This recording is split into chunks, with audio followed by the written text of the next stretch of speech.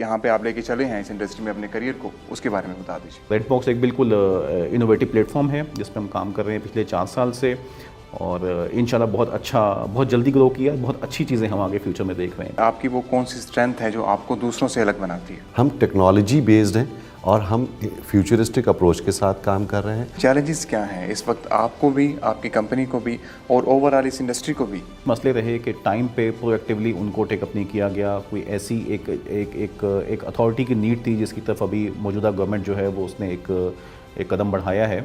रीरा के नाम से रियल एस्टेट रेगुलेटरी अथॉरिटी एक कायम की जा रही है। जो लोग आपको अप्रोच करना चाहते हैं वो किस मीडियम से आपको अप्रोच कर सकते हैं? हमारी जो वेबसाइट है वो www.redbox.estate के नाम से है, जिसमें आप जाकर के तमाम प्रोजेक्ट्स की डिटेल्स हासिल कर सकते हैं। अगर पाकिस्तान में सालाना 10 लाख घर भी बनाए जाएं तो ये हाउसिंग रिक्वायरमेंट पूरी नहीं होती।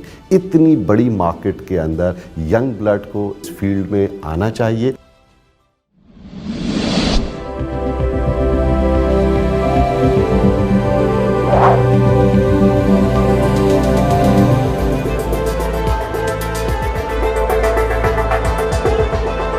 अस्सलाम वालेकुम ख़वातीन व हज़रात, मैं शोएब इमाम एक नए इंटरव्यू के साथ हाजिर खिदमत हूँ। दोस्तों, अगर हम बात करें रियल एस्टेट इंडस्ट्री की या फिर कंस्ट्रक्शन इंडस्ट्री की, तो ये दोनों वही इंडस्ट्रीज़ हैं जिनकी बदौलत बाकी इंडस्ट्रीज़ चलती हैं। इन्हीं इंडस्ट्रीज़ के कुछ गुरुज हमारे साथ मौजूद हैं जिन्होंने रेडबॉक्स के नाम से एक इनोवेटिव कंपनी का आगाज़ किया है। आइए आपकी मुलाकात करवाते हैं। नवीद भाई बहुत शुक्रिया, शकील भाई बहुत शुक्रिया आपकी तशरीफ़ आवरी का, आपने टाइम निकाला हमारे लिए। सर, आप दोनों ही कंस्ट्रक्शन इंडस्ट्री में और रियल एस्टेट में काम कर रहे हैं और एक बहुत बड़ी कंपनी बना चुके हैं जो कि इनोवेशन की और क्रिएटिविटी की अपनी मिसाल आप है। मैं ये चाहूँगा कि आप थोड़ा सा पाकिस्तान के बैकग्राउंड में इस इंडस्ट्री का भी बता दें, आप क्या सर्विसेज दे रहे हैं उसके बारे में बता दें, क्योंकि कंस्ट्रक्शन इंडस्ट्री के बारे में या रियल एस्टेट के बारे में ये समझा जाता है कि ये पाकिस्तान में बहुत ग्रो कर रही है और लोग इसके अंदर आ भी रहे हैं। और मैं चाहूँगा कि आप थोड़ा सा कंपनी के बारे में बता दें और इस इंडस्ट्री की जो शुरुआत है और जो यहाँ पे आप लेके चले हैं इस इंडस्ट्री में अपने करियर को, उसके बारे में बता दीजिए। अच्छा, देखिए, बेसिकली हम रेडबॉक्स जो है ये एक रियल एस्टेट मार्केटिंग का प्लेटफॉर्म है, एक डिजिटल प्लेटफॉर्म है जिसकी ज़रूरत थी इस वक्त माशरे के अंदर, पाकिस्तान के अंदर। रियल एस्टेट की जो है वो एक बहुत बड़ी एक पाकिस्तान की जीडीपी के अंदर एक बहुत बड़ा इसका एक हिस्सा है रियल एस्टेट का। और लेकिन मसाइल हैं कुछ पाकिस्तान में रियल एस्टेट के साथ, कुछ मसाइल वाबस्ता हैं। जो भी लोग फ़र्स्ट टाइम प्रॉपर्टी लेने जाते हैं या रियल एस्टेट में इन्वेस्टमेंट्स करते हैं वो ज़्यादातर किसी न किसी मसले का शिकार रहते थे।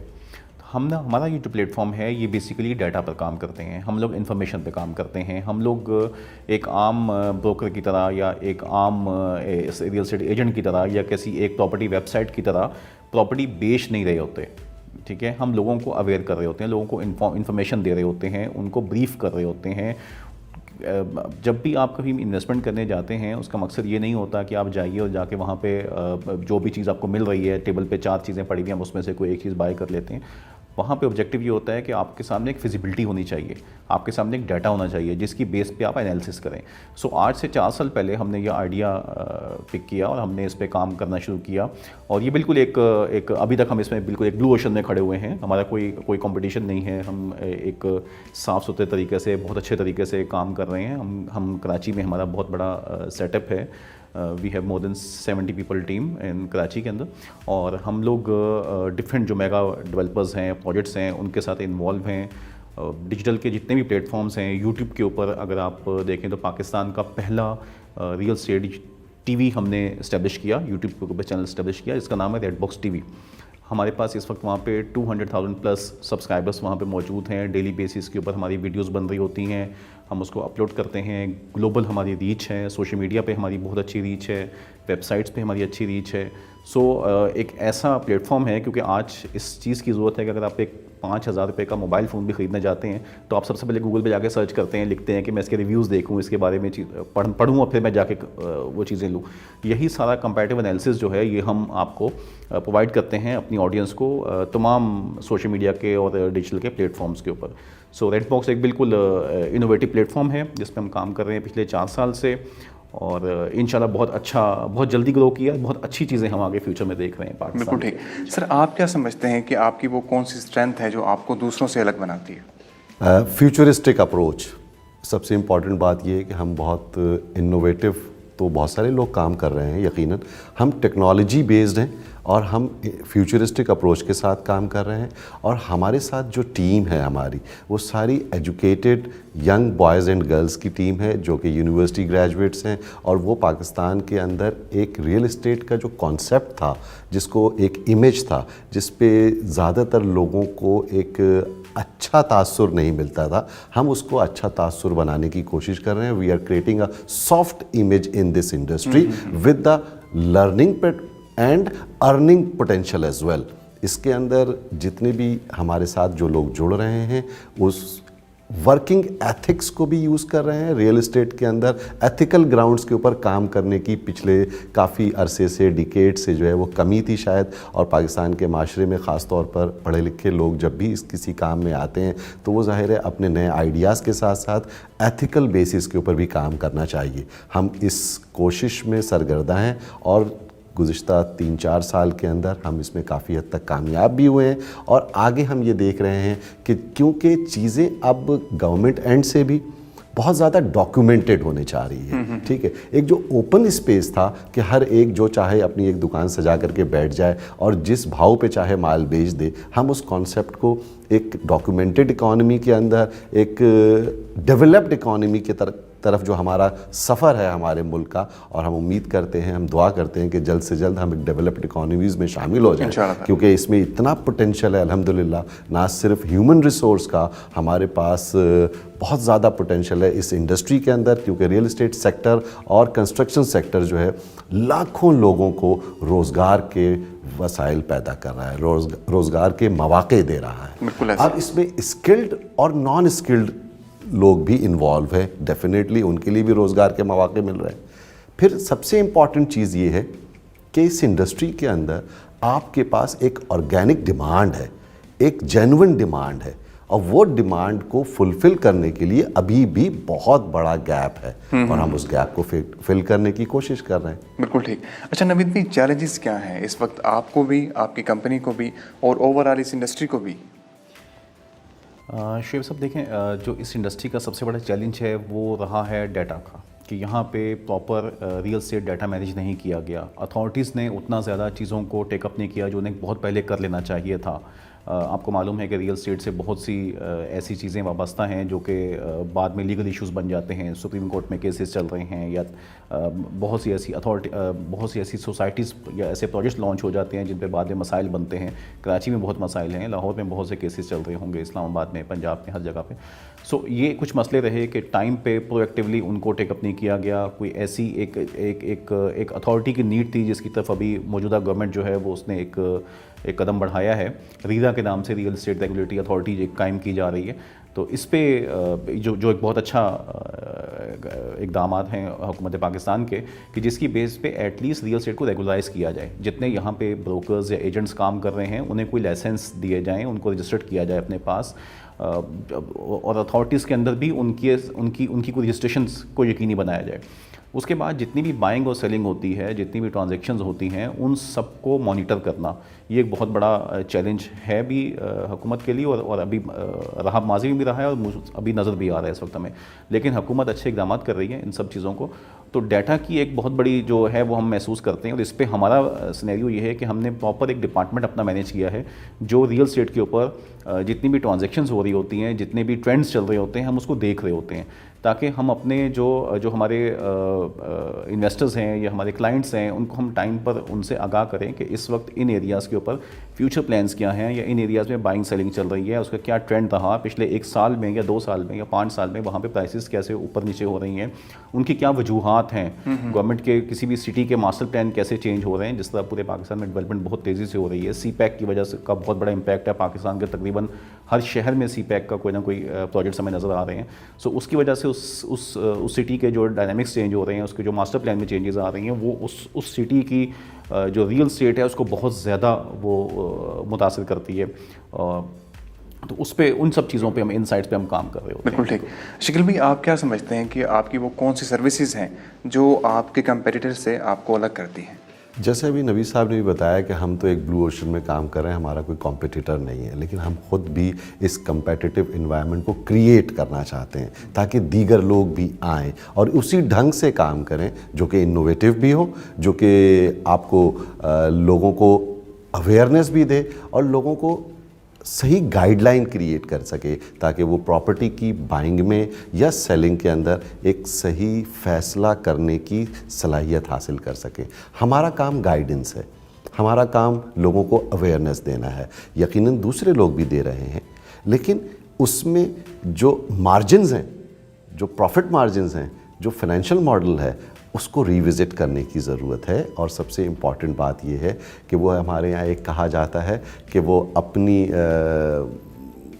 क्या नाम है, अपने छोटे से बेनिफिट के लिए लोग जो है वो बकरे हलाल कर देते हैं। तो ये ऐसा काम नहीं होना चाहिए। इसमें एक एथिकल बेस जो है ना वो बहुत ज़रूरी है। एथिक्स बहुत इंपॉर्टेंट है और हर बिज़नेस में इंपॉर्टेंट है, not only in real estate, in every business we need pure background of ethics. Simple इसको मैं और एलैबोरेट इस तरह से कर लूँ आपको कि हमारे जो कंपटीशन, आप ये कह लें कि लोगों को अवेयरनेस दें। सिंपल बात ये है कि लोगों को अवेयरनेस दें, लोगों को पता हो कि वो डिसीजन ले रहे हैं वो क्या बेसिस है। जैसा कि नवीद ने पहले भी बताया कि अथॉरिटीज़ के प्रॉब्लम रहे हैं, हमारे यहाँ लेजिटिमेसी के प्रॉब्लम रहे हैं, लैंड के मामलात बहुत ख़राब रहे हैं, उसको डॉक्यूमेंटेशन करना बहुत ज़रूरी है। उसको डॉक्यूमेंट करने के साथ साथ लोगों को अवेयरनेस भी देनी ज़रूरी है कि आप एक कोई चीज़, छोटी सी चीज़ भी लेने जाते हैं तो आप 4 दुकानें देखते हैं, आप लाखों करोड़ों रुपए की प्रॉपर्टी के सौदे कर लेते हैं और किसी की फेस वैल्यू के ऊपर आप जाकर के ये सौदे कर लेते हैं। उसमें आपकी सोसाइटी, जो कोऑपरेटिव सोसाइटी का अगर प्रोजेक्ट है, किसी गवर्नमेंट सोसाइटी का प्रोजेक्ट है,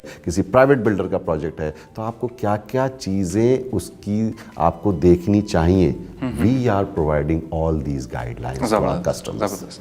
नवीद भाई, इस वक्त आप लोगों ने कौन सा मार्केट प्लेस पाकिस्तान में चूज़ किया है जहाँ पे आप सबसे ज़्यादा काम कर रहे हैं? देखिए, अभी फ़िलहाल तो हमने पाकिस्तान का जो सबसे बड़ा जो शहर है और जो पूरे इकोनॉमी का हब बनता है वो कराची है। सो हमने कराची से इनिशिएट लिया। कराची में हम बहुत अच्छा काम कर रहे हैं। उसके बाद गवादर में हमारे कुछ प्रोजेक्ट्स चल रहे हैं, गवादर में हम अच्छा काम कर रहे हैं। इसके अलावा कराची के बाद अब हैदराबाद, और हैदराबाद से हमने लाहौर की मार्केट और इस्लामाबाद के अंदर हमें लोग बहुत ज़्यादा अप्रोच किया, जिसकी बेसिस पे हमने ये डिसाइड किया कि हम अपना प्लेटफॉर्म यहाँ पर अब स्टार्ट करें। सो इस नेक्स्ट 1 क्वार्टर में रेड बॉक्स अपने जो ऑपरेशंस हैं वो स्टार्ट करने जा रहे हैं इस्लामाबाद के अंदर और लाहौर के अंदर। तो यहाँ पे अब शहरों में बहुत डेवलपमेंट हो रही है, लोग बहुत तेज़ी के साथ शहर जो है वो बढ़ता चला जा रहा है। तो इन तमाम सूरत हाल को देखते हुए हम ये सोच रहे हैं कि यहाँ पे अपने ऑपरेशंस को स्टार्ट करें और लोगों को यहाँ पे अच्छी इन्फॉर्मेशन, जिस तरह शकील भाई कह रहे हैं कि उनको कोई भी सोसाइटी लेने से पहले आपको उसके तमाम NOCs, उसके डॉक्यूमेंटेशंस, उसको अगर कोई आप लैंड परचेस कर रहे हैं तो उसका लीगल स्टेटस क्या है, लैंड के डॉक्यूमेंटेशंस क्या हैं, उसके पास वो तमाम NOC मौजूद हैं या नहीं हैं, किस स्टेटस पे वो खड़ी हुई है, ये सब चीज़ें इन्फॉर्मेशन अगर आपके पास है तो ये सबका फ़ायदा है। मतलब इवन जो आपके रियल एस्टेट के ब्रोकर्स हैं, एजेंट्स हैं, जो डिफरेंट कंपनीज काम कर रही हैं, उनका भी बेनिफिट है। तो हम इस डाटा पे काम करते हैं और ये इन्फॉर्मेशन लोगों को प्रोवाइड करने की कोशिश करेंगे यहाँ आके भी, पंजाब के अंदर। और यहाँ बहुत अच्छा रियल एस्टेट भी बहुत अच्छी है और हम एक अच्छा गैप महसूस कर रहे हैं कि ये इन्फॉर्मेशन लोगों को दी जाए यहाँ पे। बिल्कुल ठीक। अच्छा, जो लोग आपको अप्रोच करना चाहते हैं वो किस मीडियम से आपको अप्रोच कर सकते हैं? ज़्यादातर जो हमारे सोशल मीडिया प्लेटफॉर्म्स हैं, जैसा कि आपको पहले बताया कि पाकिस्तान का सबसे बड़ा और सबसे पहला real estate TV channel YouTube के ऊपर रेड बॉक्स टीवी के नाम से हम चला रहे हैं। इसके अलावा तमाम सोशल मीडिया प्लेटफॉर्म्स जो हैं, आप चाहे फेसबुक ले लें, इंस्टाग्राम ले लें, लिंक्डइन ले लें, जो ट्विटर ले लें, उन सब पे हमारी प्रेजेंस है। इसके अलावा हमारी जो वेबसाइट है उसके अंदर डेली डेवलपमेंट हम अपडेट करते रहते हैं, रियल एस्टेट के हवाले से भी, अपनी कंपनी परफॉर्मेंस के हवाले से भी। तो डेफिनेटली उन प्रोजेक्ट्स के हवाले से all around the world, people living in Saudi Arabia, living in Emirates, living in UK, living in North America, they used to call us और हमसे उन प्रोजेक्ट्स की डिटेल शेयर करते हैं, उनसे बात करते हैं, उनसे इन्फॉर्मेशन लेते हैं और उसके बारे में कोई फैसला करने की हमारी मदद हासिल करते हैं। हमारी जो सेल्स टीम है उसको एग्जीक्यूट करती है और उनको प्रॉपर गाइड करती है। हमारी जो वेबसाइट है वो www.redbox.estate के नाम से है, जिसमें आप जा कर के तमाम प्रोजेक्ट्स की डिटेल्स और हासिल कर सकते हैं। इसके अलावा जैसे मैंने पहले बताया कि हमारा जो यूट्यूब चैनल है वो है रेड बॉक्स टीवी। ये एक रियल एस्टेट का चैनल है जिसमें तमाम ख़बरें इकॉनमी के हवाले से और रियल एस्टेट के हवाले से हम डेली बेसिस पर अपडेट करते रहते हैं। बिल्कुल ठीक। शकील भाई, आखिरी सवाल मेरा ये होगा कि जो लोग नहीं आना चाहते हैं इस तरफ, इस इंडस्ट्री में आना चाहते हैं, आप उनको क्या मशवरा देंगे? देखिए, मैं बीइंग एन इकोनॉमिस्ट और टीचर, मैं तो आप सबको नौजवानों को ये तरगीब दूंगा और उनको ये इनकरेज करूंगा कि जो रियल इस्टेट के बारे में जो तासुर था, उमूमी तासुर था, वो बिल्कुल गलत है। रियल इस्टेट मार्केट में पाकिस्तान में बहुत पोटेंशियल है।